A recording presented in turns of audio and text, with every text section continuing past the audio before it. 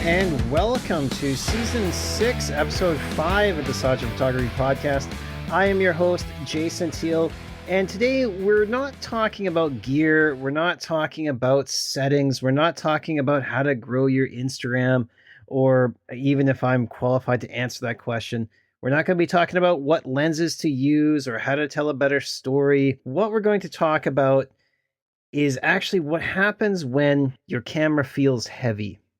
And for me, you probably know, as I mentioned last time, about what happened to me at the end of last year. But I think everybody goes through this time where it may not be about death, but it's when the creativity in your life goes quiet.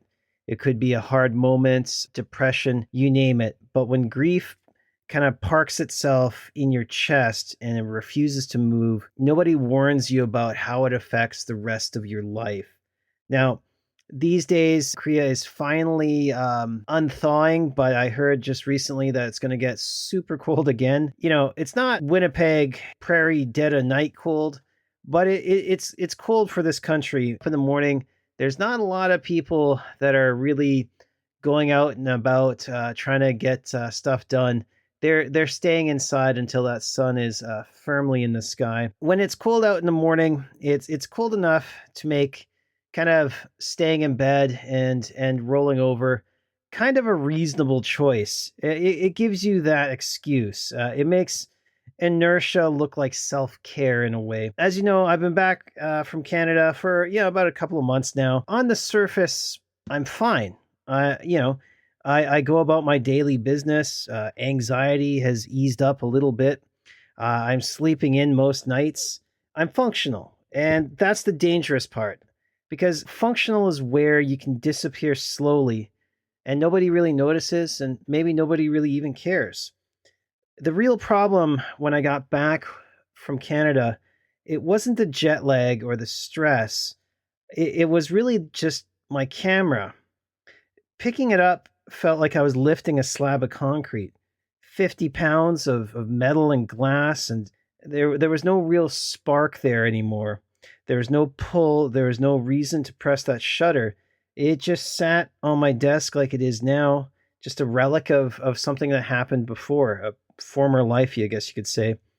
It was a version of me that existed before having to deal with the loss of another family member, before having to deal with my wife's father-in-law passing last year, having a beloved pet get diagnosed with basically something that's going to end her life in the next couple of years. So the camera just sat there, and it still sits there. And it's not one of these things where it's like taunting me or anything like that. It's just a slab. It's just something that, I used to do that. And the problem is that grief does that. It doesn't scream. It doesn't laugh at you. It doesn't explode. It just drains the color out of the things that you used to love, and then just waits and sees what you're going to do with it. And the problem is, like, the reality of this situation, at least for me, was that there was nothing. It was suddenly gone. Like there's an old term that we used to say in Manitoba, like it disappeared like a fart in the wind.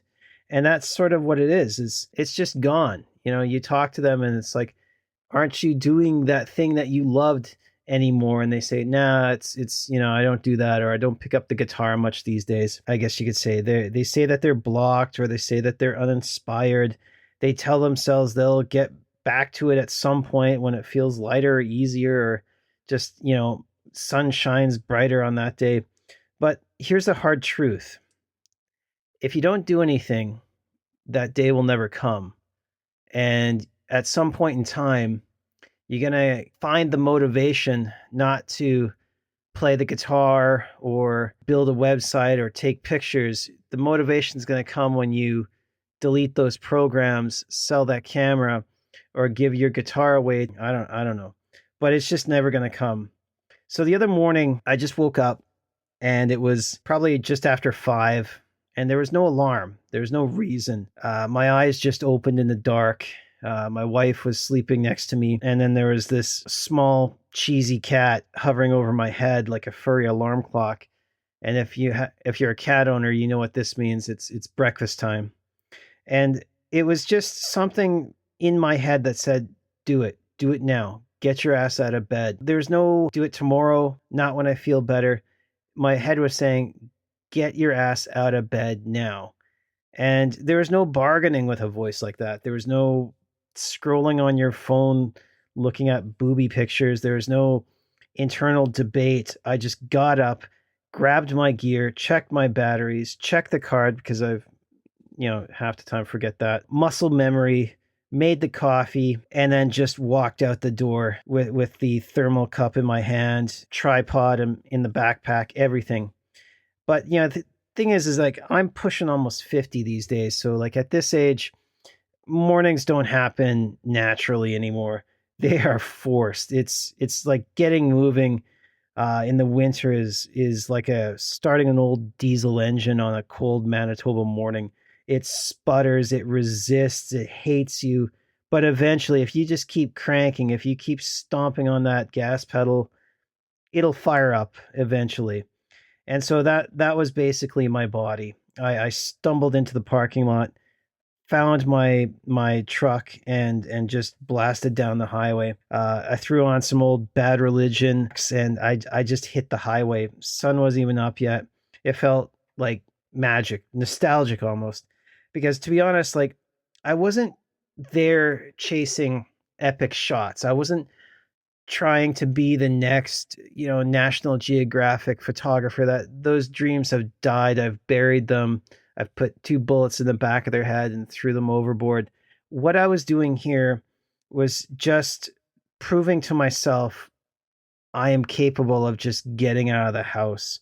I wasn't needing to show this to anybody. I was just needing to move, and that's what sort of brought me back to life, if you could say. Like people sometimes miss this. Like creativity, it just doesn't come from waiting. It comes from motion. It comes from getting your ass out of bed at stupidly early mornings. It means like going out, wandering the streets of Winnipeg at night and trying not to get shot. That's where it comes from. And it comes from friction. It comes from fighting that voice inside of your head that says, you know what, if you just stayed home and watched another episode of that reality TV show, everything will feel better. But it just, that's not the way it goes for most people. It comes from doing the thing that makes you feel alive. That's where it comes from. So without any real plan this morning, I went out to the coast. I shot ice clinging to tetrapods. I shot the ocean, breathing in, breathing out. I photographed whatever punched me in the chest for half a second. There was no pressure because, again, I'm not trying to make shots that are going to wow people. I'm just there trying to find that spark again. There was no staying for whatever shot that I saw on Instagram the night before. There was no one more shot or anything like that. When the tank was empty, when my coffee cup was empty, I stopped. That's it. There's no reps. I just showed up and I left. Afterwards, I sat in the car, finishing off the Bad Religion's All Ages compilation. And that was a soundtrack from a different time when I think life felt similar, when my family was intact and it was happy days, I guess you could say. But it was maybe not, but it was at least survivable. And that's when grief, kind of shows its teeth. Grief doesn't make you sad all the time. It kind of rewires your brain. It trains you to expect loss. And that's kind of what I've been going through since I've been back. It was whispering in my head that everything that's good right now is temporary. In the next couple of months, someone else is going to die, or I'm going to be in the hospital or something like that. And that everyone I love is like 1 foot in the grave kind of thing. The worst part about this is you stop seeing in moments and you just see countdown timers. You calculate how old your pets are and how old the life expectancy is. That mindset rots you from the inside out. You could be standing oceanside at sunrise, coffee in hand, freezing your ass off. And instead of thinking, God damn, it's good to be alive. Like, this is a beautiful day. You're thinking, when will I stop seeing this? When will this all be gone because something happened? And if you let it kill you inside, you'll spend the rest of your life just in front of urns filled with ashes, your brothers, your fathers, and you're just standing there just thinking like, who's going to be next, instead of realizing the obscene privilege of being alive right now. And I need you to understand that it's like you're here right now. You have that presence. And for me, I was just standing there listening to the waves slap on the stone, ice catching the first bit of light and kind of sparkling, the sun dragging itself up from wherever. These moments, they're not poetic, they're corrective. They remind you that life isn't about death, it's about resistance and what you do before the lights go out, before that final breath. There's a line from Seneca that comes to mind every time I get into this mood, and it says, "It's not that we have a short time to live, but that we waste so much of it." And this is not some sort of motivational fucking speech that you tattoo on your ass. That's a fucking warning. And it's about photographers, it's about everybody. It cuts deep. Because we waste time feeling or waiting to feel inspired, waiting for permission, waiting for that friend to call us to go out to take pictures, waiting for better weather, better gear, better circumstances, better versions of ourselves. We're just waiting. Meanwhile, life keeps happening without us. Let me say this very clearly. You don't need to be inspired to create. Inspiration is a byproduct, it's not a prerequisite. What you need is refusal to stop, refusal to disappear, refusal to stop and sit your ass on the couch and forget about what kind of drives you. So this isn't about art school theory or a perfect composition. Monet didn't paint the world as it objectively was. He painted it as it felt, saturated, distorted, emotional, obsessive. That's the assignment. You don't have to be a photojournalist. Stop pretending that you need to document the world as it exactly is. Blur the frame, break it for all the fuck I care. Make images that make you feel something inside, make you feel, something that drives you. And if someone calls you just a hobbyist because of this, fuck them. Good. That means you're still playing, still experimenting, still alive in it. The real danger isn't about being called a hobbyist. The real danger is becoming someone who used to shoot. I see this all the time. People I talk to or bump into from the old days, they used to talk about photography like it's an old injury. Like, oh, I used to get out and do this all the time. I used to love this. I should get out my old Nikon at some point in time. That's not loss. That's really surrender. And look, I get it. Life hits hard, death hits, responsibility stacks up. You got kids, you got a dog, you've got something. Winter closes in, your body hurts more than it used to. The internet tells you you're irrelevant unless you're exceptional and you're making reels and TikToks and whatever the fuck else people are doing these days. But here's the thing that no one says out loud. The grind isn't glamorous, it's sacred. Getting up early, getting out in the cold, shooting without an audience, not giving a fuck about likes or Instagram stuff, making work no one will ever see at some point in time, that's the blade that stays sharp. So this morning when I went out, it wasn't about the photos. It was about reminding my nervous system that I can still move forward, even when my brain is dragging its heels.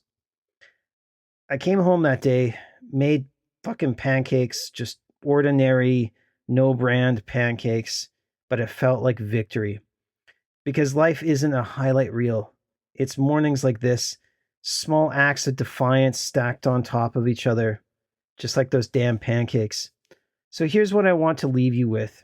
If the camera feels heavy, that's not a sign to stop. Trust me on this one. If creativity feels dead, it's probably just buried under bullshit. If grief is sitting on your chest, motion is the only thing that loosens it. Get up, grab your camera, grab some coffee, and get the fuck out of your house. Not to impress anybody. This is not a macho bullshit thing. You're not trying to win a contest or prove that you're still relevant or anything like that. Do it because stopping costs you more. Stopping photography or stopping doing what you love costs you more than you will ever know. And to the critics out there, the ones that are probably going to be lurking online, maybe commenting on this or commenting on your shit, tearing people down, those people are just too afraid to make something for themselves, and they don't matter. They're sitting still. People like you and me, we're still moving. And that's the whole fight. So thank you for listening. Thank you for hearing this rant. And I'll see you hopefully in a couple of weeks when I get the next one out. Take care and stay sharp. Get out there and get shooting.